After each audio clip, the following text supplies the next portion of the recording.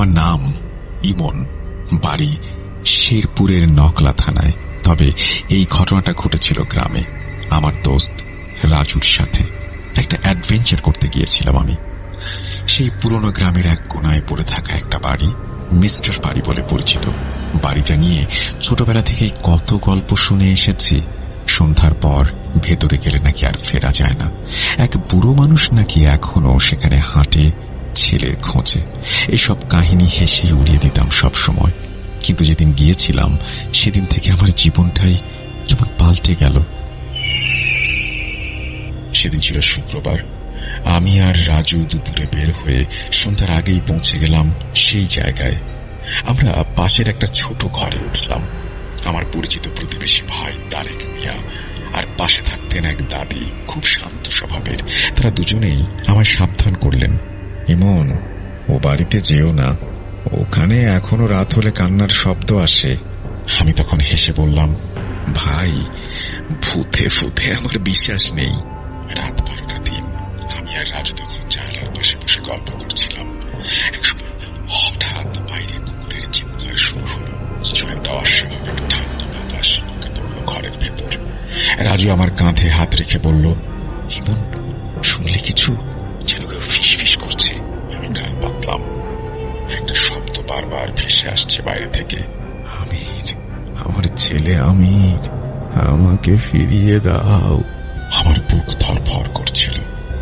জানালার বাইরে দেখি একটা ছায়া মূর্তি দাঁড়িয়ে আছে, মাথা নিচু করে। আমি তাড়াতাড়ি দরজা খুলে বাইরে যাই, কিন্তু বাইরে নেই।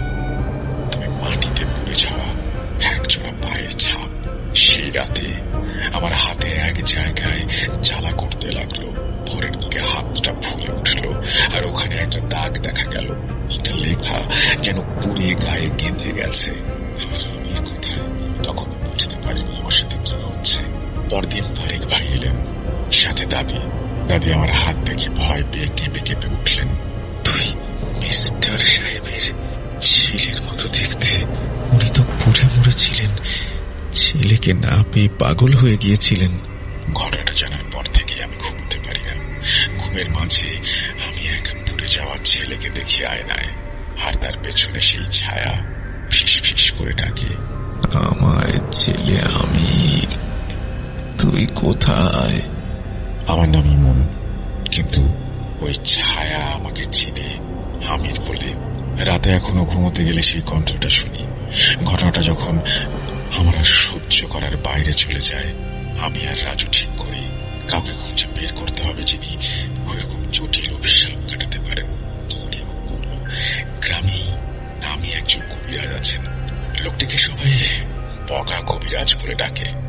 বগা কবিরাজ একজন বয়স্ক মানুষ, চোখ জল জল করছে, মুখের রেখায় ঝলসে যাওয়ার সময় ছাপ।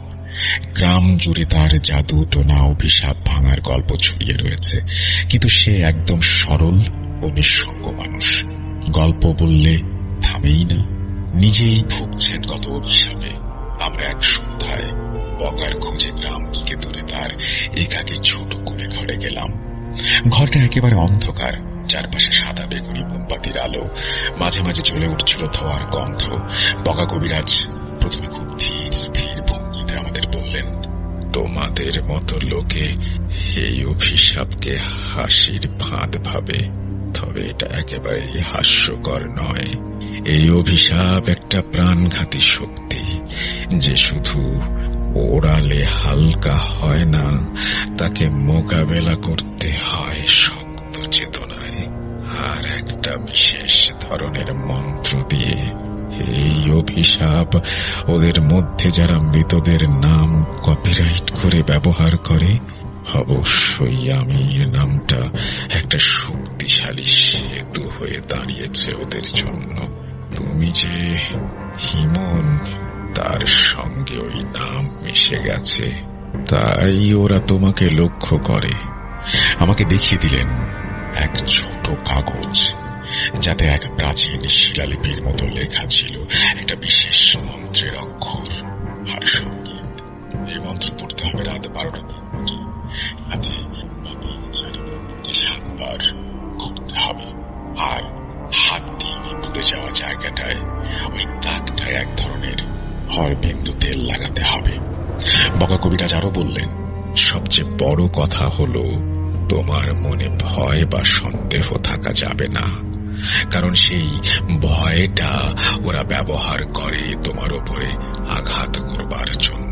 ওই সময় আমার মনের ভেতরে বিশ্বাস অবিশ্বাস দুটোই জেগে উঠছিল, কিন্তু আমি বুঝতে পারছিলাম আর দেরি করলে সব শেষ হয়ে যাবে। আমরা সেই রাতের বেলাতেই মন্ত্রপাঠ শুরু করলাম। প্রথমে বাথরুমে গিয়ে সব কাজ করলাম, দাগে তেল মাখালাম, আর গলায় বগা কবিরাজের দেয়া মন্ত্র সেটা উচ্চারণ করলাম। সে সময় বাতাস অস্বাভাবিকভাবে থমথমে হয়ে গেল, ঘরটা যেন ভারী হয়ে উঠল, কিন্তু আমি গলা সংকোচন করে মন্ত্র পড়তেই থাকলাম। শেষে একটা অদ্ভুত গরম অনুভব করলাম। এক মুহূর্তের জন্য মনে হলো আমার শরীর থেকে একটা বড় অন্ধকারের ছায়া বেরিয়ে যাচ্ছে। তারপর থেকে সেই ফিসফিসানি আর ভয়াবহ ছায়া, ভয়াবহ ছোঁয়া কমতে শুরু করলো। আমি ধীরে ধীরে ঘুমোতে পারলাম। এভাবেই বগা কবিরাজের সাহায্যে আমি সেই অভিশাপ থেকে মুক্তির প্রথম আলো দেখতে পাই। যাই হোক রাসেল ভাই, ইউটিউবে সবার সাথে শেয়ার করবেন, আমিও শুনে নেব। আপনি একটু সাজিয়ে বলেন। না, আমি সাজিয়ে বলতে পারবো না, কারণ আপনার ঘটনার বিষয়বস্তু তো আমার জানা নেই। আর তার চেয়ে বড় কথা, আপনি যে ঘটনাটি আমাকে পাঠিয়েছেন সেটি আমি আমার নিজের মতো করে সাজাতে পারবো না। আমি কখনোই পারবো না এই কারণ এই ঘটনাটি সম্পূর্ণভাবে আপনার, এবং আপনার রাইট আছে আপনার ভাষায় আপনার মতো করে লিসেনারদের সাথে শেয়ার করার। এবং আপনি চমৎকার লিখেছেন, এখানে আমার সাজানোর কিছু নেই। আপনারা সবাই আমার চাইতে অনেক বেশি ভালো পারেন, ভালো বোঝেন, গুছিয়ে কথা বলতে পারেন, গুছিয়ে লিখতে পারেন। আপনার ঘটনার জন্য ধন্যবাদ। শরীরে দেখতে পাবে না গো, এত কাল ধরে শুনছ, দেখি পাও না তো .com.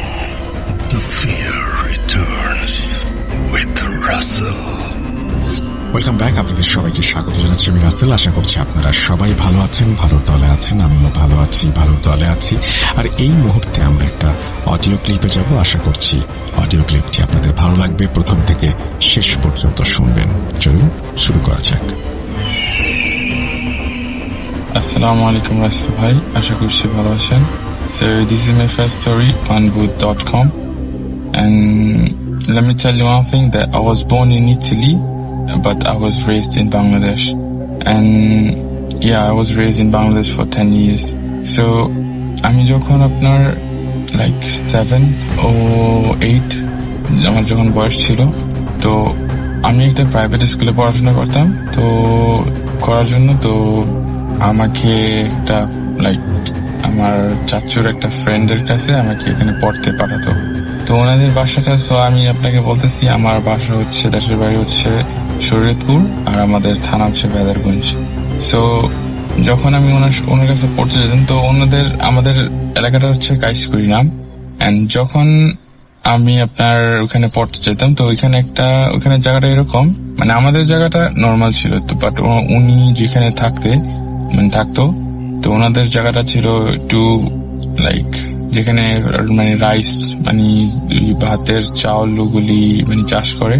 তো ওনাদের বাসাটা হচ্ছে অনেক, মানে ওইখানে অনেকগুলো আর কি এই মানে ভাত চাষ করার অনেক জায়গা, আর ওখানে বাসাগুলো হচ্ছে অনেক দূরে দূরে, একটা বাসা মানে আর একটা বাসার থেকে অনেক দূরে দূরে। তো ওইখানে একটা সিঙ্গেল রাস্তা ছিল, তো আশপাশে মানে দূরে দূরে আর কি মানুষের বাসা। তো ওইখানে একটা বড় একটা জঙ্গলের মতো ছিল, মানে অনেক ভয়ানক না, মানে বাট অনেক বড় একটা জঙ্গল ছিল। সো মানে আপনি একা যাইতে পারবেন, বাট মানে দিনে মানে বেটার আপনি যদি লোকের সাথে ওখানে যান। তো হয়েছে কি এক সময়, তো ওই সময় টাইমটা জানি না, বাট একটা পোকা থাকে, ঝিঝি পোকা মেবি। তো আপনারা কি করতাম ওই সময়, তো মানে পোলাপানের মানে যত মানে বাচ্চা সব মানে আমাদের বয়সে যারা ছিল, তো ওদের কাছে মানে ওদের সাথে আমরা যখন নাকি এখানে যাইতাম, তো ওইখানে ওই জঙ্গলের আশপাশে অনেক ওই ঝিঝি পোকাটা ছিল। তো একদিন সবাই তো একটা ফ্রেন্ড মানে আমি যেখানে প্রাইভেট পড়ি আর কি, যে আমার চাচুর ফ্রেন্ডের কাছে, তো ওইখানে আমার সাথে ওই ফ্রেন্ডের সাথে পরিচয় হয়। তো আমরা 4-5 জন মানে সবসময় যাইতাম। তো ওইখানে একটা ফ্রেন্ডের ছোট একটা ভাই, তো ছোট ভাই আমাদের থেকে মানে 2-3 বছরের ছোট। তো আমরা সবাই একসাথে জিজি হতে যাবো। তো আমরা ওকে বলছি যে তুমি বাসে যাও, আমরা মানে পড়াশোনা মানে আমাদের পড়া শেষ করে তোমাকে ডাকতে ডেকে আনবো, মানে তখন একসাথে যাব। তো আমরা কি করি, সবাই পড়তে গেলাম। তো পড়াশোনা শেষ করে আসলাম। তো আইসা ওর ভাই কি করলো, ওকে আনতে গেছে।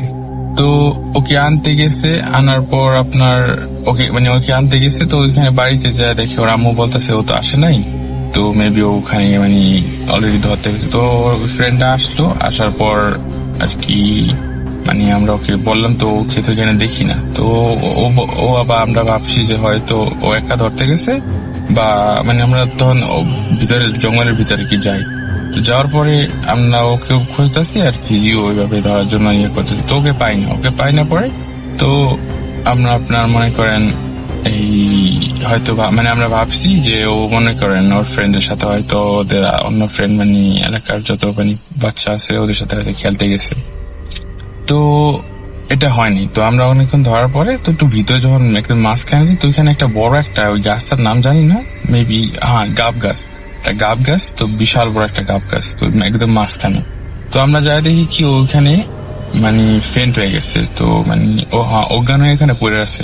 তো ও পড়ে আছে। তো আমরা ওকে কি করি, ওকে ধরাধরি করে বাসায় নিই। তো বাসায় নেওয়ার পরে ওকে আর কি ওর আম্মু দেখে তো মানে অনেক মানে she was crying and তারপর কি হয়, তো ওকে একটু পানি ওর চেহারার ভিতরে একটু পানি দেয়। পানি দেওয়ার পরে কি করে ও ওঠে। তো ও ওঠার পরে সাথে সাথে কি করে ও বমি করে। বমি করার সাথে কিন্তু মানে ও ব্লাড মানে ও বমিতে যাই করছিল ব্লাড, আর ব্লাডের সাথে মানে অন্য কিছু আসতেছিল। তো আমি জানি না সঠিক কি, মানে ওর ভিতরের থেকে আর কি যাই হোক আসতেছিল। তো এটা দেখে কি করে একটা ওই পাশেই মানে ওদের পাশের ঘরটাই হচ্ছে ওই যে মসজিদ। তো ওই মসজিদের হুজুর এখানে থাকে। তো হুজুরকে ডাক দিয়ে আনছে। আনার পর হুজুর মানে অ্যাম্বুলেন্স অলরেডি কল করে দিছে। তো আপনাকে আগে বলে রাখি, ঘটনাটা হচ্ছে আপনার 2007 বা 2008। I was born in 2002 and এটা হচ্ছে তখন 7 বা 8 ওই সময়ের ঘটনা। তো হুজুর আসতে অলরেডি তো অ্যাম্বুলেন্স কল করে দিচ্ছে। তো অ্যাম্বুলেন্স এসে পড়ে। তো হুজুর তখন কিছু আর কি বলে না। তো অ্যাম্বুলেন্স আসার পর ও মানে দ্য হোল মানে রোড চলছে আমরা হাসপাতাল যাওয়ার পর্যন্ত ও মানে থ্রু আপ করে, মানে করতে থাকে সেম ব্লাড। তারপর আমরা কি করি, মানে আমি তো যাইনি, মানে যারা আর কি গেছে। তো প্রথম তারা মানে যেই হাসপাতালে যায়, তুই হাসপাতালে বলে কি মানে এখানে কিছু করতে হবে না, বড় হাসপাতাল নিয়ে যাও। পরে কি করে বড় হাসপাতালে নেয়। তারপর ওর টেস্ট করে লাইক এক্সরে ব্লা ব্লা ব্লা। তারপর কি হয়, একটা ডাক্তার এসে বলে কি মানে একজনকে মানে ফ্যামিলির একজন পুরুষ মানে যে থাকে ওনাকে মানে সাইডে নিয়ে তো বলে যে হয়তো ঢাকা নিয়ে যান, আর নাই তো কোনো হুজুর বা কিছু দেখান, কারণ ওনাকে পুরো খুলে বলে। কারণ এই ঘটনাটা আপনাকে এটুকু বলছি, অন্য আপনার ইয়াতে যত ঘটনা শুনছি এটার থেকে একদম আলাদা। এই ঘটনাটা আপনি একদম আলাদা। তো ডাক্তারটা এটা বলে যে ওর ভিতরে ওর হাফ মানে যত অর্গান আছে, লাইক একটা হিংস্র প্রাণী যদি মানে কিভাবে একটা পশু খেয়ে ফেলে না, তো ওই মানে যখন খেয়ে ফেলে তখন কিরকম দেখা যায়। তো ওর ভিতরে যখন এক্সরে বা যেই মানে পরীক্ষা করে ওইটা দেখে দেন ওর ভিতরে মানে অর্ধেক মানে ওর হাফ ভিতরে, বাইরে তো বোঝা যাচ্ছে না, ভিতরে মানে ওইভাবে কি জানি খেয়ে ফেলছে। তো খেয়ে ফেলার পর তো কি বলে যে হয়তো বাসায় নিয়ে যান, নয়তো আপনারা যদি চান ঢাকা নিতে পারেন। তো কি করছে, তো ওকে ঢাকা আর কি মানে ট্রাই করতেছে ঢাকা নিবে। তো এই যেই আর কি আবার অ্যাম্বুলেন্সে মানে বসায় নিচে ওকে নেওয়ার পর তো ওখানে মানে মারা যায়। তো এখানে ওকে বাসায় নিয়ে আসে। তো এটা তো সবাই আর কি জানে। তো মারা যায় এই ঘটনা এখানে। কিন্তু এর মনে করেন এই মানে 3 বা 4 দিন মানে এই ঘটনা হওয়ার ওকে মানে সবাই ওকে যখন আর কি জানা মানে কবর জানাজা হয়, অনেক মানুষ আছে এই ঘটনা অনেকেই জানে, আমাদের ওখানে এই ঘটনা অনেকেই জানে। তো ওকে যখন আর কি জানাজা দেওয়া হয় অনেক মানুষ আসে, লাইক ইউজুয়ালি অনেক মানুষ আসছে। তো এই ঘটনা এখানে শেষ। তো হয়েছে কি এর 3-4 দিন পর হয় কি, এই বাজার থেকে এক লোক আর কি, আপনাকে ওই লোকের কাহিনী পরে বলতেছি। তো এক লোক কি করে রাত্র প্রায় 10টার দিকে, এই 9টা-10টার দিকে উনি বাসা যেতে নেয়। তো কি করে উনি সাইকেলটা যেতে নেয়, তো এখানে কি করে উনি জঙ্গলের পাশে, তো এখানে থামিয়ে উনি আর কি নেচার আর কি উনি প্রস্রাব করার জন্য এখানে যায় তো জঙ্গলের সাইডে। তো এরপর যখন উনি প্রস্রাব করতে যায়, তো হয় কি, আপনাকে আরেকটা কথা বলতে চাই, যে যখন আর কি আমরা ওই ওর ভাইকে নিয়ে যাই, ওদের বাসায় যাই, যখন ওকে আর কি অজ্ঞান অবস্থায় পাওয়া যায়, তো কিছু বলে আর কি। তো বলে এরকম যে আমি যখন জিজি দতে যাই, তো আমি দেখি একটা তো জিজি 2 রকমের হয়, একটা হচ্ছে আপনার গ্রিন আর একটা হচ্ছে রেডিশের মতো একটা। তো এটা একটু বড় হয়, এটা হচ্ছে কুইন মেবি কুইন জিজি। তো ওইটা দেখে ওইটার পিছনে যায়, তো ওইটার পিছনে তো ফার্স্ট ওইটার সামনে দেখে, তো ওইটার সামনে ওইটার পিছনে করতে করতে ওই বড় গাব গাছটার ওইখানে যখন যায়, ওই ওই জিজিটা ভ্যানিশ হয়ে যায়। ও যেটা আর কি লাইক যখন ওর হুশ আসছে, তো তারপর আর কি আমাদের বলছিলেন কি হয়েছে ওর সাথে। তো যখন আর কি আপনারা মনে করেন ওইটা ধরতে যায়, তো ওইটা ভ্যানিশ হয়ে যায়। তো ভ্যানিশ হয়ে ওইটা দেখে না, তো আবার ও ব্যাক করতে চায়, কারণ দেখে ওইখানে একা। তো ব্যাক করার পর আপনার ও যখন ব্যাক করতে যায়, তো জিনিসটা আবার ওর সামনে আসছে, সামনে আসার পর ও আবার ধরতে যায়। তো ধরতে যাওয়ার পরে আবার ওইকে এই ওই গাব গাছটার নিচে নিয়ে যায়। তো নেওয়ার পরে হয় কি, ওই আপনার ওইটা নানান রকমের অন্য অ্যানিমালস এর মতো হয়ে যেতেছিল, চেঞ্জ হইতেছিল। তো চেঞ্জ হওয়ার পর ওইটা দেখে যখন ভয় পেয়ে ও আইসার পর দৌড়াইতে নেয়। তো তখনই কি হয়, একটা কালো একটা ধোঁয়ার মতো ওর ওর ভিতরের ওর ভিতর দিয়ে পাস হয়ে যায়। তো এইটা হচ্ছে ও আর কি যখন আর কি আমার ফ্রেন্ডার ভাই যখন আর কি হুশে আসছে বমি করার পর আর কি যখন জিগে, তো ওইটা বলে। তো এখন আপনারা বলতেছি ওই লোকটার কথা, তো লোকটাও সেম, উনি এখানে যখন প্রস্রাব করতে নেয়, তো সেম একটা কালো আবহাওয়া ওনার হাওয়ার মতো হয়, ওনার ভিতর দিয়ে এবারে পাস হয়ে যায়। তো ওনার ওইটার পরে আর কোনো কিছু ওনার মনে নেই। তো কি হয়, তার 5-10 মিনিট পর আরো 3-4 জন লোক ওখানে যাইতে নেই, তো দেখে ওখানে উনি পড়ে আছে। তো পড়ে আসার পর তো ওই ঘটনা তো অলরেডি 3 দিন হয়েছে, তো সবাই একটু জানে এরকম ভাবে ওই ছেলেটা মারা গেছে। তো ওনাকে কি করে, তো প্রথম কাজ করে কি, হুজুরটাকে যে হুজুরটা ওদের বাসায় থাকতো, তো ওই হুজুরটাকে ডাকি দিয়ে আনে। তো ওই হুজুরটা আর কি সূরা মুরা পড়ার পর, তো এটা কিন্তু সবার সামনে হয়েছে, যখন উনি পড়তে নেয়, একটা কালো একটা জিনিস ওনার ভিতর থেকে চলে যায়, একদম ওটা অনেকে ওটাকে ফলো করে, সবাই দেখে ওই জিনিসটা একদম ওই জঙ্গলটা ওই গাব গাছে একটা কালো একটা ধোঁয়ার মতো ওই গাব গাছে যে আবার ওখানে ভ্যানিশ হয়ে যায়। তো তারপর কি হয়, ওই লোকটা আর বাঁচে না, ওই লোকটার ভিতরে আর কি সবকিছু নষ্ট করে দেওয়া গেছে। ওইটা ওনার ভিতরে খায় নাই, বাট সবকিছু নষ্ট করে। উনি প্রায় কিছুদিন পর মারা গেছে, 3-4 দিন পর মারা গেছে। তো এরকম হয়। তো ওইখানে তো ওই যে পিচ্ছি ছেলেটা ওর মেবি আঙ্কেল হয়তো, তো ওইখানের মেম্বার আর কি। তো উনি কি করে, ওই জায়গাটা ওই জঙ্গলটাকে একটা ঘেরাও দিয়ে বন্ধ করে রাখে, যেন ওইটার আশপাশে কেউ না যায়। তো হয় কি, এমন করতেছে, তো রাস্তা হচ্ছে সমস্যা হচ্ছে কি, ওখানে রাস্তা একটাই। তো এই কারণে তো উনি একটা বড় একটা হুজুর আনার পর আর কি ওইখানে যায়, ওই জঙ্গলে যায়, আরো অনেক মানুষ যায়। তো যখন আর কি এগুলি সব করা শুরু করে, তো উনি আর কি যে সূরা পড়ে আর কি যা করার উনি করে, তখন ওই গাছটার থেকে একটা কালো ধোঁয়া এসে আরেকটা লোকের ভিতরে যায়। তো লোকের ভিতরে যাওয়ার পরে তো ওই লোকটার সাথে আর কি হুজুরটা আর কি কথা হুজুরটা আর কি কথা একটা কনভারসেশন করতেছিল, যে তুমি কেন এখানে আসছো বা কি করতেছো। তো এখন হয়েছে মেন কাহিনী। তো ও থাকতো একটু সামনে, ওর বাসা যেখানে ছিল এখানে একটা জঙ্গল টাইপের, ও যেখানে আর কি মেনলি থাকতো। তো এখানে জিনিস কি, ওখানে সবাই জানতো যেন এখানে কিছু হইব না, কারণ ওটা জায়গাটা অনেক ভিতরে আর একটা সাইডে। তো ঢাকা থেকে কিছু মানুষ, ঢাকা থেকে একটা ফ্যামিলি ওখানে এই জায়গাটা কেনার পর আপনারা মনে করেন ওইখানে ঘর করে। তো ওই যে জায়গাটা কি কিনে, ওই যে লোকটা মারা গেল আসছে, মানে সেকেন্ড টাইম, মানে যে সাইকেল নিয়ে ওখানে। তো ওই বাসাটা যে করে উঠেছে ওনার বাসা ছিল। তো এরকম হয়, তো সবাই জানতে পারে। তো মানে ওইটা বলতেছে, মানে কালো ধোয়াটা আর কি আর একটা লোকের ভিতরে যে বলতেছে এরকম এরকম আমি এখানে অনেক বছর ধরে থাকি। তো আমি এখানে অনেক বছর ধরে থাকি। সরি, আমি আমার গাড়ির ভিতরে রেকর্ড করতেছি কারণ বাসায় একটু শব্দ হয়, তো এই কারণে। তো আপনার বলে ওই লোকটা যে, মানে ওই আবহাওয়াটা বলে যে আমি এখানে অনেক বছর ধরে থাকি, এখানে তো কেউ আসার কথা না। তো ওরা এখানে আইসে, মানে আমার, মানে আমি যে গাছটায় থাকতো আর কি, যে আমার মানে বাসা সবকিছু নষ্ট করে দেয়। তো এই কারণে আমি এখানে আইসা করি। তো আর আমি ওই বাচ্চাটাকে আমি কিছু করতাম না, কিন্তু আমার ওই কারণে আমার অনেক, মানে ওই যে আমার ঘরটা নষ্ট করে দিচ্ছে, এই কারণে আমার অনেক জিদ ছিল। তো এই জিদের কারণে আমি বাচ্চাটাকে মারছি। তো মেইনলি আমার মানে কি মারার ফোকাস ছিল আমার ওই ফ্যামিলিটাকে যারা ওখানে আসে, তো ওদেরকে। কিন্তু আমি যখন মানে আসি, তো ওই প্রথম দিনই বাচ্চারা ওইখানে আসে, এই কারণে আমি আর কি, আমি মানে আমার জিদের কারণে আমি ওই বাচ্চাটাকে মেরে ফেলি। তো এখন এটা হওয়ার পর কি হয় আপনার, তো হুজুরটা বলে যে তুমি এখানে থাইকো না, কারণ এখানে মানুষের তুমি ডিস্টার্ব করো, তুমি চলে যাও।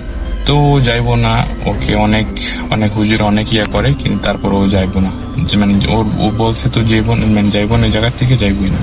হুজুর ওকে ভয় দেখায় যে তোমাকে আমি মেরে ফেলবো বা তোমাকে বন্দি করবো। তো তারপর বলে আপনি যা করেন, কিন্তু আমি এখান থেকে যাবো না। তো তারপর অনেক জন না মানে নাই। তো হুজুরটা বলছে দেখেন ও তো যাইতেছে না, আর কি করার। পরে ওই মেম্বার কি করছে, তো ওই জঙ্গলটাকে একবারে বন্ধ করে দিচ্ছে, যেন এখানে কেউ, এটা এখনো বন্ধ। আপনি যদি এখানে এখনো যান, ওই জঙ্গলটা এখনো বন্ধ। তো বন্ধ করার পর তো সবাই এখন ওই রাস্তা ওখানে আরেকটা রাস্তা করছে, কারণ এখন ওইখানে অনেক মানে রাইসের আর কি চাষ হয়। তো এখনো আপনার ওইখানে এখনো চাষ হয়। তো এখন আরেকটা রাস্তা হয়েছে, ওই রাস্তাটা একদম কমপ্লিটলি যখন, কারণ ওর মানে আমার ফ্রেন্ডের মানে চাচা আর কি, যাই হোক, তো যখন উনি মেম্বার, তো উনি কি করছে কিছুদিন পর ওইখান দিয়ে আরেকটা মানে সাইড দিয়ে আরেকটা রাস্তা করে দিছে। তো জঙ্গলটা এখন মানে সবসময়ের জন্য বন্ধ। তো রাসেল ভাই, এটাই ছিল আমার একটা ঘটনা। আমার কাছে আরো ঘটনা আছে, আরেকটা ঘটনা আছে, সেটা অনেক বড়। এটা আমার যখন ফার্স্ট ঘটনা, এই কারণে আপনাকে মানে ভয়েস দিয়ে, আমি তো লেখার ইয়ে পাই না, আর আমি বাংলাও তো পারি না আর কি, এই কারণে। ওয়েলকাম ব্যাক, আপনাদের সবাইকে স্বাগত জানাচ্ছি আমি রাসেল। আশা করছি আপনারা সবাই ভালো আছেন, ভালোর তলে আছেন। এখন যে ঘটনাটা পড়ে শোনাবো, সেই ঘটনাটির নাম 11 নম্বর ফ্ল্যাট। ঘটনাটি যিনি পাঠিয়েছেন তিনি কয়েকটি পর্বে পাঠিয়েছেন। আমি একসাথে সব পর্বগুলো প্রথম থেকে শেষ পর্যন্ত পড়ছি, আশা করছি ভালো লাগবে আপনাদের। যেভাবে লেখা আছে আমি সেভাবেই শুরু করছি। আসসালামু আলাইকুম রাসেল ভাইয়া, আশা করি আপনি ভালো আছেন, আমিও ভালো আছি। আমার নাম করিম, আমি ঢাকা থেকে বলছি। আজকে আমি আপনাদের কাছে 11 নম্বর ফ্ল্যাটের ঘটনা লিখে পাঠাচ্ছি, আশা করি ভালো লাগবে। ঢাকার উত্তরায় একটি শান্ত পাড়া, যেখানে গাছের ছায়া আর সকালের কুয়াশা মিলে এক নিস্তব্ধ পরিবেশ তৈরি করে। সেখানে দাঁড়িয়ে আছে শান্তিনীড় নামের একটি বহুতল ভবন। এই ভবনের 11 নম্বর ফ্ল্যাট নিয়ে পাড়ায় কথা চলে বহুদিন। কেউ বলে ফ্ল্যাটটা অভিশপ্ত, কেউ বলে রাত হলেই সেখানে অদ্ভুত শব্দ শোনা যায়। তবে এসব গল্প নাকি সত্যি কেউ জানে না। আমানুল্লাহ একজন মধ্যবয়সী ব্যাংক কর্মকর্তা, তার স্ত্রী সারিনা এবং তাদের 10 বছরের মেয়ে তানিয়াকে নিয়ে এই ফ্ল্যাটে উঠে এলেন গত সপ্তাহে। আমানুল্লাহর চাকরির বদলির কারণে তাদের ঢাকায় আসতে হয়েছে। শান্তিনীড়ের 11 নম্বর ফ্ল্যাটটি তাদের বাজেটের মধ্যে ছিল, আর ভাড়াও ছিল অস্বাভাবিক রকমের কম। আমানুল্লাহ প্রথমে এই কম ভাড়া নিয়ে একটু সন্দেহ করেছিলেন, কিন্তু বাড়িওয়ালা মিস্টার রহমান তাকে আশ্বস্ত করেছিলেন যে এটা শুধুই বাজারের দর কম থাকার কারণে। এই ফ্ল্যাটে কি আগে কেউ থাকতো? আমানুল্লাহ জিজ্ঞেস করেছিলেন। ফ্ল্যাট দেখতে এসেই তার মনে এই প্রশ্ন দেখা দেয়। মিস্টার রহমান হেসে বলেছিলেন, হ্যাঁ থাকতো, তবে তারা বদলি হয়ে গেছে, এখন ফ্ল্যাটটা অনেকদিন খালি পড়ে আছে, আপনারা এলে ভালোই হবে। আমানুল্লাহ আর বেশি প্রশ্ন করেননি। ফ্ল্যাটটা বেশ বড়, 3 বেডরুমের, সঙ্গে একটা বড় বারান্দা আর আধুনিক সুবিধা। তানিয়া তো ফ্ল্যাট দেখে লাফিয়ে উঠেছিল। বাবা, আমাদের ঘরটা ওইটা হবে বলে সে একটা ছোট কিন্তু আরামদায়ক ঘর বেছে নিয়েছিল, যেটার জানালা দিয়ে পাশের পার্কটা দেখা যায়। প্রথম কয়েকদিন সবকিছু ঠিকঠাক চলছিল। আমানুল্লাহ তার নতুন অফিসে ব্যস্ত হয়ে পড়লেন। সারিনা ফ্ল্যাট গোছানো আর তানিয়ার স্কুলের জন্য প্রস্তুতি নিতে লাগলেন। তানিয়া বাড়ির পাশের পার্কে বিকেলে খেলতে যেত আর সন্ধ্যায় ফিরে এসে তার নতুন ঘরে ছবি আঁকত। তবে তৃতীয় দিনের রাতে একটা ছোট্ট ঘটনা সবার মনে প্রশ্ন জাগালো। রাত তখন প্রায় 11টা। আমানুল্লাহ তার ল্যাপটপে কিছু অফিসের কাজ শেষ করছিলেন। সারিনা রান্নাঘরে পরের দিনের জন্য রান্নার খাবার তৈরি করছিলেন। তানিয়া তার ঘরে ঘুমিয়ে পড়েছিল। হঠাৎ একটা মৃদু শব্দ শোনা গেল। শব্দটা যেন কাঠের মেঝেতে কেউ হাঁটছে এমন। আমানুল্লাহ প্রথমে ভাবলেন হয়তো তানিয়া উঠে পড়েছে। তিনি ডাকলেন, তানিয়া, তুমি কি করছো? উঠেছ? কোনো উত্তর এলো না। শব্দটা থেমে গেল। আমানুল্লাহ আবার তার কাজে মন দিলেন, কিন্তু কয়েক মিনিট পর আবার সেই শব্দ। এবার শব্দটা যেন ফ্ল্যাটের অন্য প্রান্ত থেকে আসছে, বারান্দার দিক থেকে। আমানুল্লাহ উঠে দাঁড়ালেন। তিনি রান্নাঘরে গিয়ে সারিনাকে জিজ্ঞেস করলেন, তুমি কি কিছু শুনেছ? সারিনা ভ্রু কুঁচকে জিজ্ঞেস করলো, কি শব্দ? আমি তো কিছু শুনিনি। না, মানে যেন কেউ হাঁটছে বারান্দার দিক থেকে। সারিনা হাসলেন, তুমি বড্ড বেশি চিন্তা করো। হয়তো বাইরের কোনো শব্দ। এই বাড়ির দেয়াল তো পাতলা, পাশের ফ্ল্যাটের শব্দ আসতেও পারে। আমানুল্লাহ মাথা নাড়লেন, কিন্তু তার মন শান্ত হল না। তিনি বারান্দায় গিয়ে দেখলেন দরজা বন্ধ, জানালা বন্ধ। বাইরে পার্কে আলো মিটমিট করছে। কিছুই অস্বাভাবিক নয়, তবু তার মনে হল যেন কেউ তাকে দেখছে। পরদিন সকালে তানিয়া ঘুম থেকে উঠে বলল, মা, কাল রাতে আমার ঘরের জানালায় কেউ দাঁড়িয়েছিল। সারিনা হেসে বললেন, তুই নিশ্চয়ই স্বপ্ন দেখেছিস। আমরা তো 11 তলায়, কেউ জানালায় দাঁড়াবে কি করে? তানিয়া জোর দিয়ে বলল, না মা, আমি সত্যি দেখেছি। একটা ছায়া ছিল, লম্বা কালো। আমানুল্লাহ আর সারিনা একে অপরের দিকে তাকালেন। তানিয়ার কথায় তাদের মনে একটা অস্বস্তি জাগলো, তবে তারা এটাকে শিশুর কল্পনা বলে উড়িয়ে দিলেন। কয়েকদিন পর আমানুল্লাহ বাড়ির কেয়ারটেকার রশিদের সঙ্গে দেখা করলেন। রশিদ এই বাড়িতে প্রায় 10 বছর ধরে কাজ করছে। তিনি বাড়ির সবকিছুই ভালোভাবে জানেন। আমানুল্লাহ তাকে ফ্ল্যাটের কথা জিজ্ঞেস করল। রশিদ ভাই, এই 11 নম্বর ফ্ল্যাটে আগে কারা থাকতো? রশিদের মুখে একটা অস্বস্তি ফুটে উঠল। স্যার, অনেকেই থেকেছে, কিন্তু বেশি দিন কেউ থাকেনি। কেন? লোকে বলে এই ফ্ল্যাটে সমস্যা আছে, রাতে শব্দ হয়। কেউ কেউ বলে তারা ছায়া দেখেছে, তবে আমি এসব বিশ্বাস করি না। কি ধরনের ছায়া? আমানুল্লাহ কণ্ঠে উৎকণ্ঠা। স্যার, আমি কিছু দেখিনি, তবে আগের ভাড়াটিয়া, মানে যারা 3 বছর আগে ছিল, তারা বলতো এই রাতে কেউ ফ্ল্যাটে হাঁটে। একবার তো তাদের মেয়ে অসুস্থ হয়ে পড়েছিল, ডাক্তাররা কিছু বুঝতেও পারছিল না, তারপর তারা চলে গেল। আমানুল্লাহর মন ভারী হয়ে গেল। তিনি বাড়ি ফিরে সারিনাকে সব বললেন। সারিনা প্রথমে হাসলেন, কিন্তু তারপর বললেন, তুমি এসব কথায় কান দিও না, এটা গুজব। আমরা এখানে ভালোই আছি। কিন্তু সেদিন রাতে যখন সবাই ঘুমিয়ে পড়েছিল, তানিয়া চিৎকার করে উঠল। আমানুল্লাহ আর সারিনা দৌড়ে তার ঘরে গেলেন। তানিয়া কাঁদছে, তার চোখে ভয়। কি হয়েছে তানিয়া? সারিনা তাকে জড়িয়ে ধরলেন।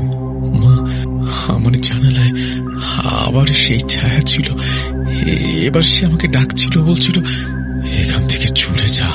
আমানুল্লাহ জানালার দিকে তাকালেন, কিছুই নেই। তবুও তার মনে হলো ঘরের বাতাস যেন হঠাৎ ঠান্ডা হয়ে গেছে। পরের কয়েকদিন তানিয়া অসুস্থ হয়ে পড়ল। তার জ্বর হলো, কিন্তু ডাক্তাররা কোনো কারণ খুঁজে পেলেন না। আমানুল্লাহ আর সারিনা দুজনেই উদ্বিগ্ন হয়ে পড়লেন। তানিয়া বলতে লাগলো, সেটাতে স্বপ্নে একজন মহিলাকে দেখেছি। সে বারবার বলছে, এই ফ্ল্যাট আমার, তুই এখানে থাকতে পারবি না। আমানুল্লাহ আর সারিনা ঠিক করলেন তারা ফ্ল্যাটের অতিথি সম্পর্কে আরো জানবেন। তারা বাড়িওয়ালা মিস্টার রহমানের সঙ্গে কথা বললেন। মিস্টার রহমান প্রথমে এড়িয়ে যেতে চাইলেন, কিন্তু আমানুল্লাহর চোরাচুরিতে অবশেষে মুখ খুললেন। দেখুন, এই ফ্ল্যাটে একটা দুর্ঘটনা হয়েছিল প্রায় 15 বছর আগে। একজন মহিলা এখানে থাকতেন, তার নাম ফারিয়া। তিনি একাই থাকতেন। তো একদিন রাতে তার মৃতদেহ পাওয়া যায়। পুলিশ বলেছিল এটা আত্মহত্যা, কিন্তু পাড়ার লোকেরা বলেছিল এটা হত্যা। তারপর থেকে এই ফ্ল্যাটে বেশ কিছুদিন পরপরই মানুষ চলে যায়, বেশি দিন থাকতে পারে না। আপনি আমাদের এসব কিছু বলেননি কেন? আমানুল্লাহ রেগে গেলেন। আমি ভেবেছিলাম এসব পুরনো গল্প আপনারা নতুন করে শুরু করতে চান, তাই আর বিরক্ত করিনি। আমানুল্লাহ সারিনা সিদ্ধান্ত নিলেন তারা ফ্ল্যাট ছেড়ে চলে যাবেন। কিন্তু তানিয়ার অবস্থা আরো খারাপ হতে লাগলো। এক রাতে যখন আমানুল্লাহ সারিনা তানিয়ার পাশে বসেছিলেন, ফ্ল্যাটের বৈদ্যুতিক আলো হঠাৎ নিভে গেল। তারপর শুরু হলো সেই শব্দ। এবার শব্দটা আরো জোরালো, আরো কাছাকাছি। আমানুল্লাহ মোমবাতি জ্বালালেন। তিনি আর সারিনা তানিয়াকে জড়িয়ে ধরে বসে রইলেন। হঠাৎ তানিয়া চোখ খুলে বলল, সে এখানে, সে আমাদের চলে যেতে বলছে। কে? সারিনা ভয়ে কাঁপছিলেন। তানিয়া আঙুল তুলে বারান্দার দিকে দেখালো। সেখানে অন্ধকারে একটা কালো ছায়া দাঁড়িয়ে, তার চোখ দুটো যেন জ্বলছে। বারান্দার দিকে দাঁড়ানো সেই কালো ছায়াটি যেন সময়কে স্থির করে দিয়েছে। আমাদের হাতে মোমবাতির আলো কাঁপছিল, তার শিখা যেন অদৃশ্য বাতাসে নড়ছিল। সারিনা তানিয়াকে শক্ত করে জড়িয়ে ধরে রইলেন। তার চোখে ভয় আর অবিশ্বাস মিশেছিল। তানিয়া কাঁপতে কাঁপতে বলল, মা, ও আমাকে ডাকছে। কি ডাকছে তানিয়া? আমানুল্লাহর গলা কেঁপে গেল। তিনি বারান্দার দিকে এগিয়ে গেলেন মোমবাতি হাতে, কিন্তু তিনি যতই এগিয়ে গেলেন ছায়াটি যেন আরো ঝাপসা হয়ে গেল। হঠাৎ একটা ঠান্ডা হাওয়া বয়ে গেল, আর মোমবাতির আলো নিভে গেল। ঘর অন্ধকারে ডুবে গেল। আমান! সারিনা চিৎকার করে উঠলেন, আমি এখানে। আমানুল্লাহ দ্রুত ফিরে এলেন। তিনি তার ফোনের ফ্ল্যাশ লাইট চালালেন। আলো পড়তে দেখা গেল বারান্দায় কেউ নেই, কিন্তু তানিয়া তখনও কাঁপছিল। চলে গেছে, কিন্তু ও বলেছে আমরা যেন এখান থেকে চলে যাই। এসব কি বলছিস তানিয়া? সারিনা তার কপালে হাত রাখলেন। তানিয়ার কপাল গরম। তুই জ্বরে ভুল বকছিস। আমরা কালই তোকে হাসপাতালে নিয়ে যাব। আমানুল্লাহ কিছু বললেন না। তার মনে হচ্ছিল এই ফ্ল্যাটে থাকার নিরাপদ নয়। তিনি সিদ্ধান্ত নিলেন পরের দিন তারা অন্য কোথাও চলে যাবেন। কিন্তু রাত তখনও বাকি ছিল। সেদিন রাতে আর কোনো ঘটনা ঘটেনি, কিন্তু কেউই আর ঘুমাতে পারল না। আমানুল্লাহর সারিনা তানিয়ার ঘরে বসে রইলেন, ফোনের আলো জ্বালিয়ে। তানিয়া ক্লান্ত হয়ে ঘুমিয়ে পড়ল, কিন্তু তার ঘুমের মধ্যেও সে বিড়বিড় করে কি যেন বলছিল। আমানুল্লাহ কানে হাত পেতে শুনলেন, এটা আমার জায়গা, তুই চলে যা। পরদিন সকালে আমানুল্লাহ তাড়াতাড়ি উঠে পড়লেন। তিনি তানিয়াকে হাসপাতালে নিয়ে গেলেন। ডাক্তাররা পরীক্ষা করে বললেন তানিয়ার শারীরিক কোনো সমস্যা নেই, এটা মানসিক চাপের কারণে হয়েছে। আমানুল্লাহ ডাক্তারের কথায় হতাশ হলেন। তিনি জানতেন এটা শুধু মানসিক চাপ নয়, ফ্ল্যাটে কিছু একটা আছে যা তানিয়াকে প্রভাবিত করছে। ফিরে এসে তিনি সারিনার সাথে কথা বললেন, আমাদের এখান থেকে চলে যেতে হবে, তানিয়ার জন্য এটা নিরাপদ নয়। সারিনা মাথা নাড়লেন, কিন্তু আমরা এত তাড়াতাড়ি কোথায় যাব?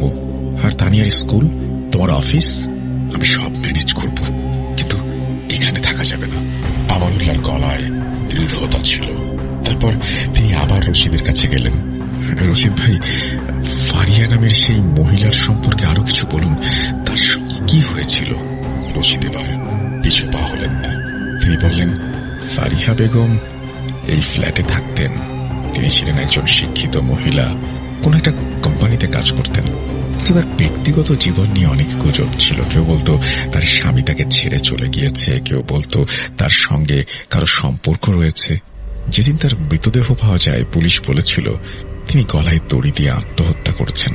কিন্তু পাড়ার কিছু লোক বলতে শুরু করলো তার শরীরে আঘাতের চিহ্ন ছিল। পুলিশ তদন্ত বন্ধ করে দিয়েছিল, কারণ কোনো সাক্ষী ছিল না। তারপর আমানুল্লাহ জানতে চাইলেন, তারপর থেকে এই ফ্ল্যাটে যারা এসেছে তারা কিছুদিন পরেই চলে গেছে। কেউ বলতো তারা শব্দ শুনেছে, কেউ বলতো স্বপ্নে ফারিহা আসতো। একজন ভাড়াটিয়া তো বলেছিল ফারিহার ছায়া তাকে তাড়া করত। আমানুল্লাহর মাথা ঘুরছিল। তিনি বুঝতে পারছিলেন না এসব কি সত্যি নাকি কুসংস্কার। কিন্তু তানিয়ার অবস্থা আর সেই ছায়ার কথা ভেবে তিনি আর ঝুঁকি নিতে চাইলেন না।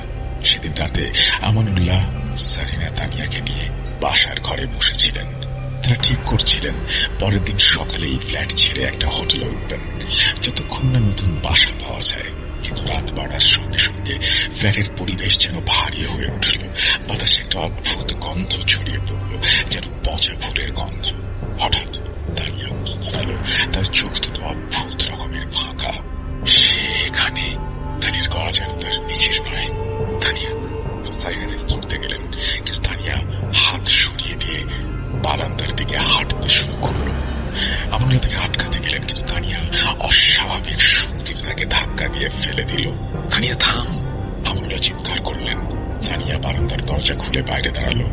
তারপর সে মুখ ফিরিয়ে বলল, এটা আমার ফ্ল্যাট, তোরা এখান থেকে চলে যা। তার গলার স্বর গভীর, রুক্ষ, যেন এক প্রাপ্তবয়স্ক মহিলার। সাইরা কেঁদে উঠলেন। তানিয়া, তুই কি বলছিস? আমানুল্লাহ দ্রুত ফোন বের করে রশিদকে ফোন করলেন। রশিদ ভাই, তাড়াতাড়ি আসুন, তানিয়ার সঙ্গে কিছু একটা হচ্ছে। রশিদ কিছুক্ষণের মধ্যে ছুটে এলেন। তিনি তানিয়াকে দেখে ভয় পেয়ে গেলেন। সাইনা কাঁপতে কাঁপতে বললেন, এটা ফারিয়া বেগমের মতো করে কথা বলছে, কি করবো আমরা? রশিদ বললেন, আমার চেনা একজন কবিরাজ আছেন, তিনি এসব ব্যাপারে জানেন, আমি তাকে ডাকছি। পরদিন সকালে কবিরাজ হাজির হলেন। তিনি ছিলেন বয়স্ক, ধুতি পাঞ্জাবি পরা একজন লোক। নামটা না বলি। তার হাতে একটা পুরনো ব্যাগ, যেখানে নানা রকমের তাবিজ আর ধূপকাঠি ছিল। তিনি ফ্ল্যাটে ঢুকেই বললেন, এই জায়গায় একটা অশান্ত আত্মা আছে, তার কষ্ট এখনো শেষ হয়নি। তিনি তানিয়াকে দেখলেন। তানিয়া তখন শয্যাশায়ী, তার চোখ বন্ধ।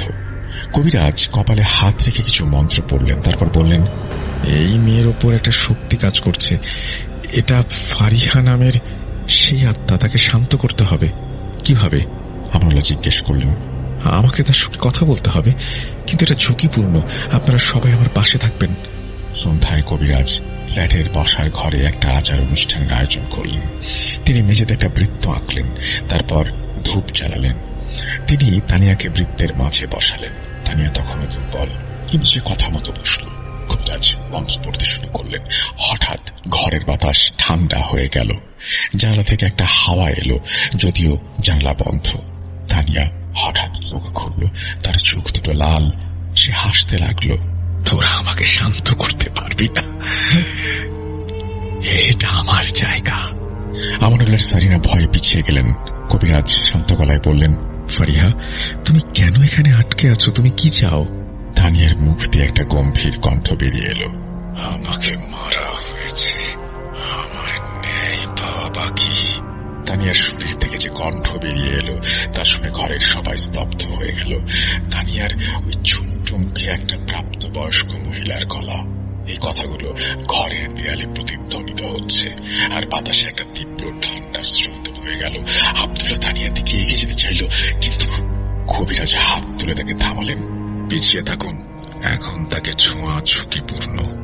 তিনি হাতের তাবিজটা শক্ত করে ধরে আবারও বললেন, ফারিহা, কে তোমাকে মেরেছে? কি চাও তুমি? তানিয়ার মাথা একপাশে কাত হয়ে গেল, যেন কেউ তার শরীর নিয়ন্ত্রণ করছে। তারা আমাকে শান্তি দেয়নি, তারা আমার সব কেড়ে নিয়েছে। এই ফ্ল্যাট আমার ছিল, আমি এখানে ফিরতে চাই। সাইরা কাঁপতে কাঁপতে বললেন, আমরা তো কোনো ক্ষতি করিনি, আমার মেয়েকে ছেড়ে দাও। তানিয়ার মুখে একটা বিদ্রুপের হাসি। তোমার মেয়ে আমার কাছে এসেছে, সে আমাকে দেখতে পায়, শুনতে পায়। কবিরাজ সাহেব ধূপের ধোয়ার মধ্যে আরো কিছু মন্ত্র পড়তে লাগলেন। তিনি ছোট একটা পিতলের পাত্র থেকে কিছু পানি ছিটিয়ে দিলেন তানিয়ার দিকে। তানিয়া চিৎকার করে উঠল, তার শরীর কাঁপতে লাগলো। হঠাৎ সে মেঝেতে লুটিয়ে পড়ল আর ঘরের আলো মিটমিট করতে শুরু করলো। তানিয়া! সারিনা দৌড়ে গিয়ে জড়িয়ে ধরলেন মেয়েকে। তানিয়ার চোখ বন্ধ, কিন্তু তার শ্বাস প্রশ্বাস স্বাভাবিক। কবিরাজ বললেন, আত্মাটি এখন তাকে ছেড়েছে, কিন্তু এটা সাময়িক। আমাদের ফারিহার অতীত জানতে হবে, তার মৃত্যুর রহস্য খুঁজে বের করতে না পারলে সে শান্ত হবে না। আমানুল্লাহ রাগ আর ভয় মিশ্রিত কণ্ঠে বললেন, আমরা এই ফ্ল্যাট ছেড়ে চলে যাব, তাহলেই তো সব ঠিক। কবিরাজ বললেন, এত সহজ নয়। ফারিহার আত্মা এখন তোমার মেয়ের সঙ্গে যুক্ত হয়ে গেছে। তোমরা যেখানেই যাও, সে তানিয়াকে ছাড়বে না যতক্ষণ না সে ন্যায় বিচার পাবে। পরদিন আমানুল্লাহ আর সারিনা তানিয়াকে নিয়ে একটা হোটেলে উঠলেন। তানিয়ার অবস্থা কিছুটা উন্নত হয়েছিল, কিন্তু সে এখনো দুর্বল। মামলা ঠিক করলেন তিনি ফারিহার অতীত সম্পর্কে আরো খোঁজ খবর নেবেন। তিনি প্রথমে পাড়ার পুরনো বাসিন্দাদের সাথে কথা বললেন। পাড়ার একজন বয়স্ক মহিলা, যিনি নিজেকে খালেদা বেগম বলে পরিচয় দিলেন, ফারিহার সম্পর্কে কিছু তথ্য দিল। ফারিহা ছিল খুব সুন্দর আর স্বাধীন চেতা মেয়ে। সে একটা কোম্পানিতে কাজ করত, কিন্তু তার জীবন সুখে ছিল না। তার বিয়ে হয়েছিল, কিন্তু স্বামী ছিল না। তারপর সেই ফ্ল্যাটে একাই থাকত। তার একটা সম্পর্কও ছিল বলে গুজব আছে, কিন্তু সেই ছেলেটাকে কেউ জানত না। তার মৃত্যুর সময় কি হয়েছিল আমানুল্লাহ জিজ্ঞেস করল। খালেদা বেগম চুপ করে গেলেন। তারপর ধীরে ধীরে বললেন, যেদিন ফারিহার মৃতদেহ পাওয়া যায় আমি সেই বাড়ির সামনে ছিলাম। পুলিশ এসেছিল। তারা বলল সে গলায় দড়ি দিয়েছে, কিন্তু আমার মনে হয়েছিল তার শরীরে কিছু দাগ ছিল, কেউ তাকে মেরেছে। পুলিশ কিন্তু তদন্ত বেশি দূর এগিয়ে নিয়ে যায়নি। শুনেছিলাম কোনো এক প্রভাবশালী লোক এই ঘটনার ধামাচাপা দিয়েছে। আমার মনে হলো এই গল্পে আরো কিছু লুকোনো আছে। তিনি পুলিশের পুরনো রেকর্ড খুঁজতে শুরু করলেন। তার এক বন্ধু, যিনি পুলিশ বিভাগে কাজ করেন, তাকে ফারিহার ফাইল খুঁজে দেখার অনুরোধ জানালেন। কয়েকদিন পর তার বন্ধু ফোন করে বললেন, ফারিহার ফাইলটা পাওয়া গেছে, কিন্তু এটা খুবই অসম্পূর্ণ। তবে একটা নাম বারবার এসেছে, রিয়াজ উদ্দিন। সে ফারিহার সঙ্গে একটা সম্পর্কে লিপ্ত ছিল, কিন্তু তার বিরুদ্ধে কোনো প্রমাণ পাওয়া যায়নি। রিয়াজ উদ্দিন এখন কোথায় আমানুল্লাহ জানতে চাইলেন। সে এখন ঢাকার বাইরে। আমি তার ঠিকানা পেতে পারি? সাবধান, লোকটা প্রভাবশালী আমানুল্লাহ। রিয়াজ উদ্দিনের ঠিকানা পেয়ে তিনি তার সঙ্গে দেখা করতে গেলেন। রিয়াজ ছিলেন একজন মধ্যবয়সী ব্যবসায়ী, যিনি গাজীপুরে বড় একটা কারখানার মালিক। তিনি আমানুল্লাহকে তার অফিসে স্বাগত জানালেন, কিন্তু তার চোখে একটা অস্বস্তি ছিল। আপনি ফারিহার ব্যাপারে জানতে চান কেন? রিয়াজ সরাসরি প্রশ্ন করলেন। আমানুল্লাহ সত্যি কথা বলার সিদ্ধান্ত নিলেন। আমরা এখন শান্তিনীরের 11 নম্বর ফ্ল্যাটে থাকি। আমার মেয়ের সঙ্গে অদ্ভুত কিছু ঘটনা ঘটেছে। আমরা জানতে পেরেছি ফারিহার আত্মা এখনো সেখানে আছে, তাই সে ন্যায় বিচার চায়। রিয়াজের মুখ শক্ত হয়ে গেল। এসব কুসংস্কার। আমি ফারিহাকে চিনতাম, কিন্তু তার মৃত্যুর সঙ্গে আমার কোনো সম্পর্ক নেই। সে আত্মহত্যা করেছিল। আপনি কি নিশ্চিত? আমানুল্লাহ তার চোখের দিকে তাকালেন। পাড়ার লোক বলে তার শরীরে আঘাতের চিহ্ন ছিল। রিয়াজ উঠে দাঁড়ালেন। আপনি বেশি কথা বলছেন। আমার বিরুদ্ধে কোনো প্রমাণ নেই, আপনি চলে যান।